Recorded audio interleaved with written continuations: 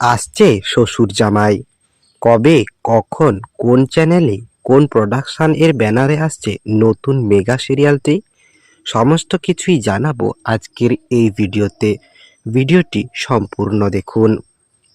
তোমাদের আগেই জানিয়েছিলাম স্টার জলসায় আসছে অ্যাক্রোপলিস প্রোডাকশন হাউসের নতুন সিরিয়াল, যেখানে প্রধান নায়কের ভূমিকায় দেখা যাবে অভিনেতা গৌরব চট্টোপাধ্যায়কে এবং প্রধান নায়িকার ভূমিকায় দেখা যাবে সোলাঙ্কি রয়কে, এবং বিশেষ চরিত্রে থাকবেন বোঝে না সে বোঝে না খ্যাত কৃষ্ণেন্দু অর্থাৎ অভিনেতা কৌশিক রায়। গল্পের নামকরণ করা হয়েছে মিলন হবে কতদিনে। তবে চমক এখানেই শেষ নয়।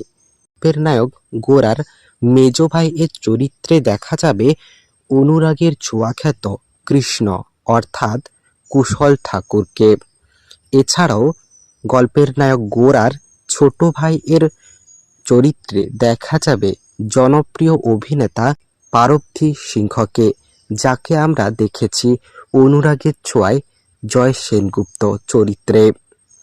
তবে মজার ব্যাপার হলো অনুরাগের ছোঁয়ায় জয় সেনগুপ্ত কৃষ্ণ অর্থাৎ কুশল ঠাকুরের কাকা শ্বশুর ছিল, কিন্তু এই গল্পে কাকা শ্বশুর থেকে ডাইরেক্ট দাদা ভাই এর চরিত্রে। ব্যাপারটা খুবই মজাদার। তো খবরটা শুনে কে কে খুশি হলেন অবশ্যই কমেন্টে জানাবেন।